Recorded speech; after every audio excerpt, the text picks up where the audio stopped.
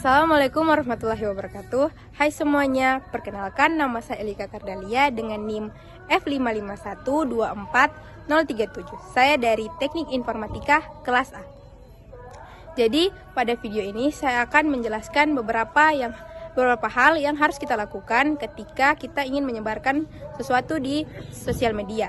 Seperti yang kita ketahui, di era digital ini informasi tersebar dengan begitu cepat. Sayangnya, tidak semua informasi yang kita terima itu benar. Kadang juga bisa jadi yang kita terima itu adalah berita hoaks alias berita palsu. Sekarang ini, berita hoaks semakin merajalela dan menyebar dengan begitu mudah lewat sosial media. Tapi, kita sadar nggak kalau sebenarnya berita hoaks itu bukan masalah sepele, karena berita hoaks bisa berdampak negatif bukan hanya untuk diri kita sendiri, tetapi juga untuk masyarakat luas. Jadi, sebagai masyarakat yang berintegritas, sebelum kita menyebarkan suatu informasi, ada baiknya kita harus memastikan bahwa informasi yang akan kita sebarkan itu merupakan informasi yang benar adanya dengan cara sebagai berikut.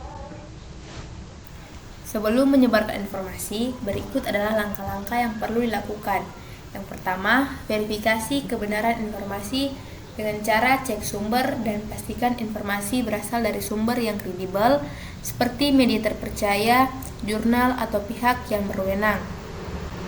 Yang kedua, evaluasi relevansi. Cari tahu apakah informasi tersebut penting. Pastikan informasi relevan dengan konteks atau kebutuhan orang banyak. Yang ketiga, hindari bias atau hoaks. Hindari menyebarkan informasi hanya berdasarkan judul tanpa membaca isi secara menyeluruh. Yang keempat, pahami konsekuensi penyebaran informasi. Apakah informasi yang akan kita sebarkan akan merugikan orang lain?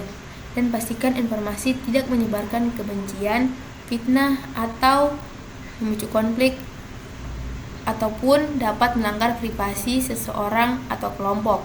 Dan yang terakhir, patuhi hukum dan etika. Hindari menyebarkan informasi yang melanggar hukum seperti berita palsu atau materi berhak cipta. Dan selalu perhatikan norma sosial dan etika dalam menyebarkan informasi.